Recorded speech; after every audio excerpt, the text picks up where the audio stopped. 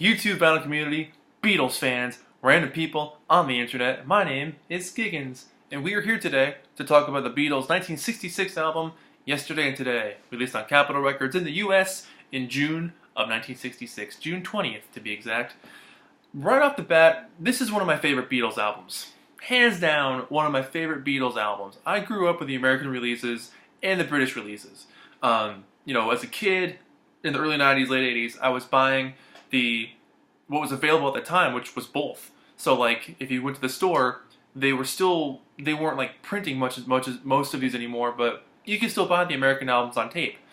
Because then they were never reissued on CD at that point anyway, so you can still get them on tape, and eventually, the British stuff was out too. Having grown up with my parents' record collection and tape collection as a kid, this is what I knew. I knew the American stuff, and this is what I fell in love with as the Beatles. So this happens to be an original copy from my family from 1966 with the shrink still on it. So it's in very, very good shape. I absolutely adore this album. Something about this album has always drawn me towards it. I love the cover. I love the back with just the simple look to it. Something about it has always grabbed my attention. For me personally as well, I prefer the Rubber Soul US version and the Revolver US version. And then splitting up those albums and putting them onto this album, I think makes this a much more fun listen and makes those albums a much more fun listen as well. So my little personal tirade out of the way there. And if you disagree, go for it. I love talking about this stuff. I love seeing why people love one version over the other. Because it's fun. Both versions exist. I totally understand the Beatles didn't want their stuff broken up and butchered. Get it? Butchered cover. I understand why they would get upset about that, but for me, personally, Yesterday and Today is one of my absolute favorite Beatles albums of all time. So for those of you just joining in, this album compiles tracks that were singles, songs left off of other albums, and kind of combined to make a compilation. This basically is a compilation.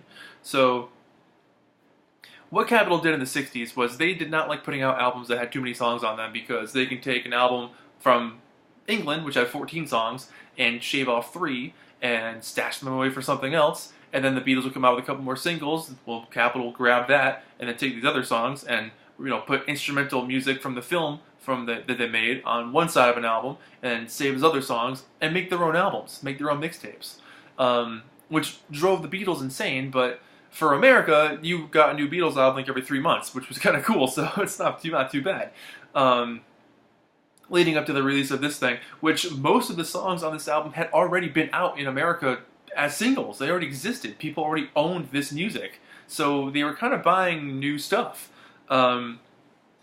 The only things that were actually super new would have been the unreleased Revolver tracks that are on this thing, and a couple Rubber Soul songs, If I Needed Someone, and Drive My Car. So with that, obviously, there was controversy with the original cover of this thing being what they call the butcher cover, which had them wearing, smocks and covered in raw meat and baby doll parts, and having a kind of weird smiling faces. It was part of an art project that they did with Richard Whittaker, who was taking their pictures after the Beatles did not want to do another Beatles thing, as John put it, and they wanted to have something fun. So this guy came up with this adventure, a set of pictures for them doing a whole bunch of different weird stuff. Whoever's idea it was to submit that picture as the album cover, I don't know. Varying reports say Paul was pushing for it. Other reports say it was just someone at A&R thought it'd be kind of fun and slap this on the cover. Knowing that it's 1966, that's never going to fly. My God. So it came out for like a day before it was recalled, and they all got shipped back, or some people actually did luck out and buy them. But the ones that were shipped back, which were like 750,000 of them, had a pasted over cover. So if you bought it on day one with the butcher cover, that's a first state. If you bought it, a couple weeks later with pasted on cover, that's a second state. And if you took that cover off, that's a third state. Whether it was like a dry peel or by steaming it, there's different ways to take that cover off. And you can tell you have a butcher cover if there's a V down here from Ringo's shirt from the original butcher cover underneath. This one is not. This is not a butcher cover. This is probably an issue from later in the summer of '66 or maybe in the fall of '66. It's pretty early though. Um, this is also interesting because there's a couple of tracks on that are not on here that I thought would have made great additions or could have been added on just to pad out the album some. Paperback Writer and Rain had just been out for like a month. You could have put those two songs on here. They came out later on the Hey Jude album, but I think they would have worked really well on this thing too. So, anyway, for me, Rubber Soul will always open with I've Just Seen a Face, and this album will always open up with Drive My Car, which I think is a great opening track. This album was #1 for 5 weeks. It went gold. It sold over 1 million copies by 1970. It did pretty well for itself. So yeah, Drive My Car is a great opening track on this thing. I mean, it's just such a good song. I mean, it's got all the elements of a great pop track. It's got the beep beep, catchy chorus. It's got an excellent guitar solo. It's got a really nice stabbing, sharp guitar feel throughout this whole thing. And a tambourine that's working overtime. All the guys are just singing their hearts out. Sounding like they're having a great time.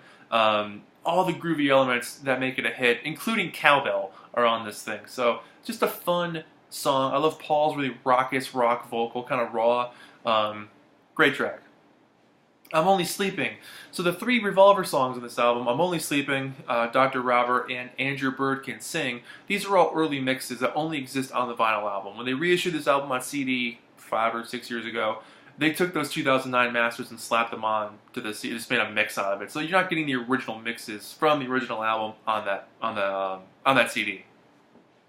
So yeah, I'm Only Sleeping, I'm Only Sleeping, Dr. Robert, and Andrew Bird Can Sing are earlier mixes, and with I'm Only Sleeping, there's definitely bits of feedback and the backwards guitar loop that come in way earlier or a little bit later because it wasn't a finished mix. Basically, Capitol was like, "Hey, we need a few more songs to pad out this album," and George Martin was like, "All right, well, here's some stuff they're working on. It's not even out yet." So America got new tracks before England did, which totally pissed off England.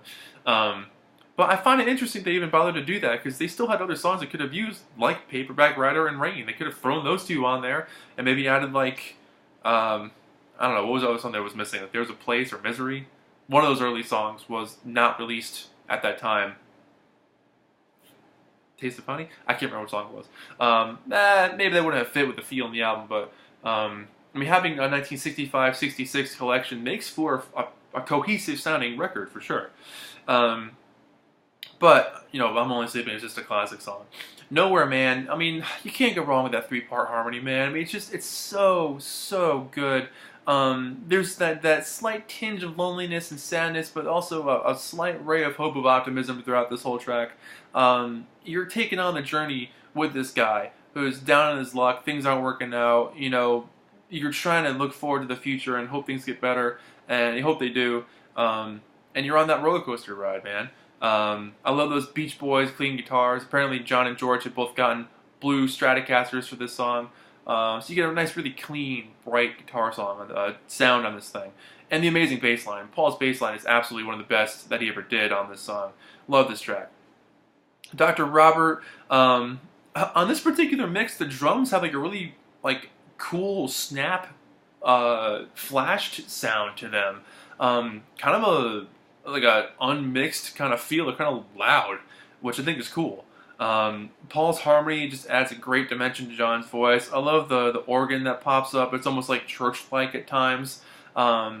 Just a kind of a fun song. I don't think it's anything essential, but just a fun song. Yesterday, what can you say about this thing? It's one of the most heartfelt ballads ever written. It's a toast to the past. It's sweetness. It's got all these nice lush strings on it.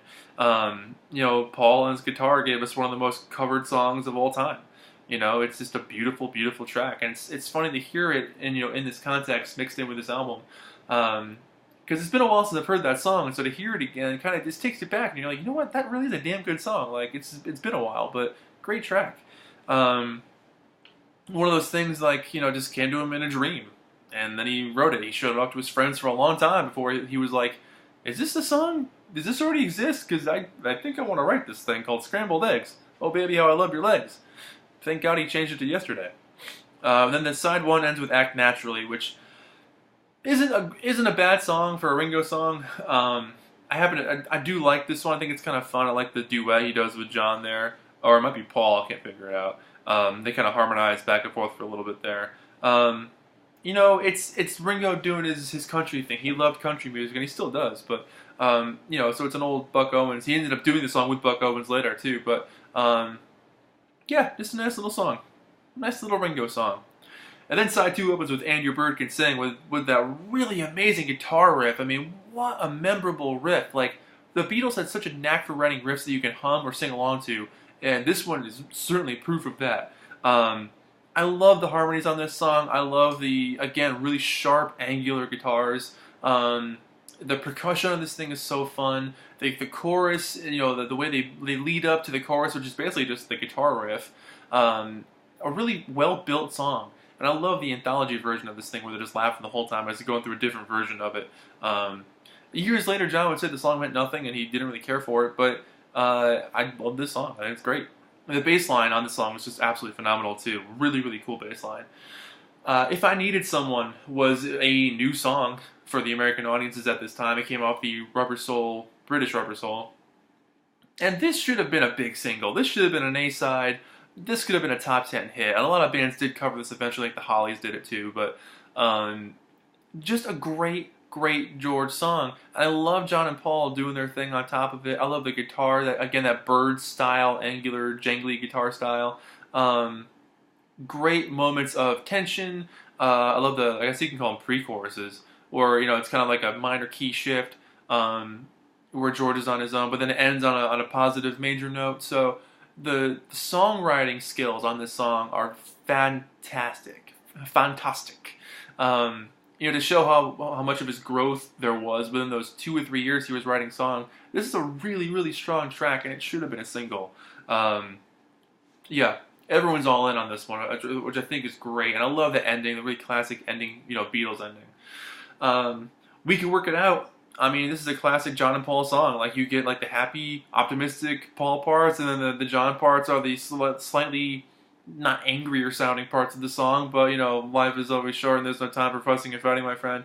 So it's a classic collaboration song between the two of them, and there are different viewpoints and assessing a similar situation and how each one would go about doing that.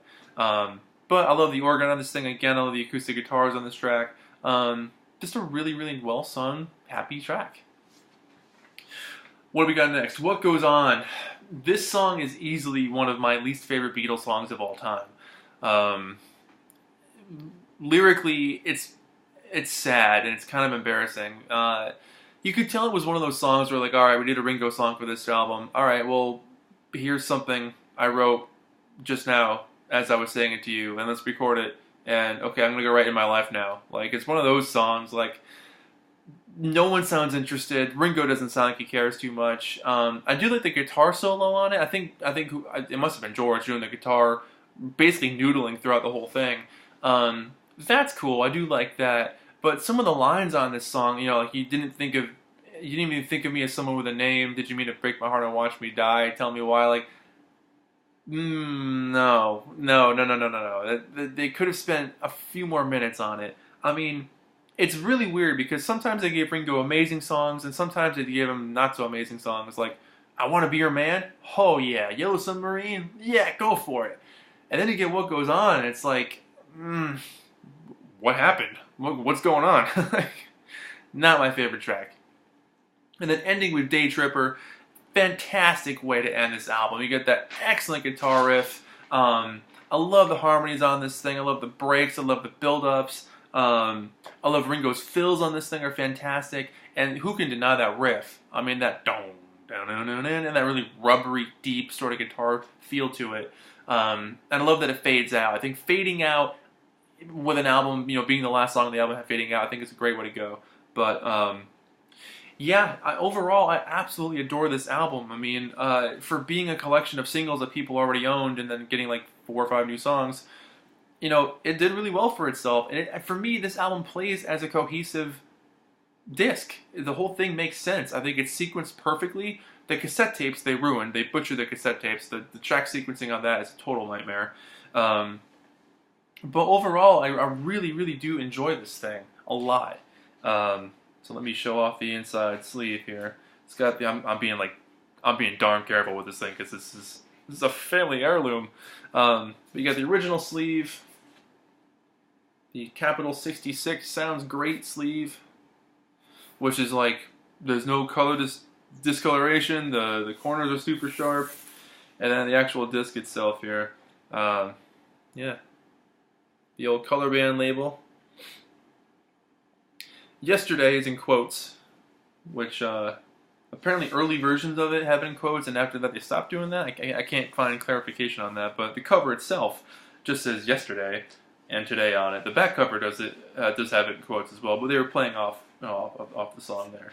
This is a mono copy. Apparently finding really early stereo copies are a little bit harder to find, particularly if you find a stereo butcher. Apparently that's like, hey, good job. I've always loved this back cover. Something about that simple text has always driven me to enjoy this. Very, very cool. I'm a sucker for, like, presentation, and for me this is just a nice presentation. Obviously the picture is just them hanging out like in their street clothes. I mean, just hanging out. So it wasn't the most inspired cover. It's kind of a dumb picture really, but like I kind of like it. It's just kind of fun. It's simple. The music is what counts anyway, but this album for me, and I've talked about this in other videos, like that cassette tape from when I was a kid is like the holy grail of my collecting, which I did find one a couple years ago of, that exact copy of the cassette that would have existed when I was a kid, which took me 20 odd years to find, but I found it. So, I don't know. I love the collection of songs on here. They're all top-notch songs, bar for what goes on. And I love that you can, like, see the other album covers. Like, there's so much nostalgia built into this thing for me that I eat it up. So 10 out of 10, no problem right there. 10 out of 10. The Beatles, yesterday and today. That's it. Thank you guys so much for watching. More Beatles to come, of course. Slowly working my way into doing reviews about the Beatles, which are easily my favorite band along with the Beach Boys. So that's it. My name is Giggens. The Beatles, yesterday and today. 10 out of 10. Thank you so much for watching. I'll see you guys in the next video. Bye-bye.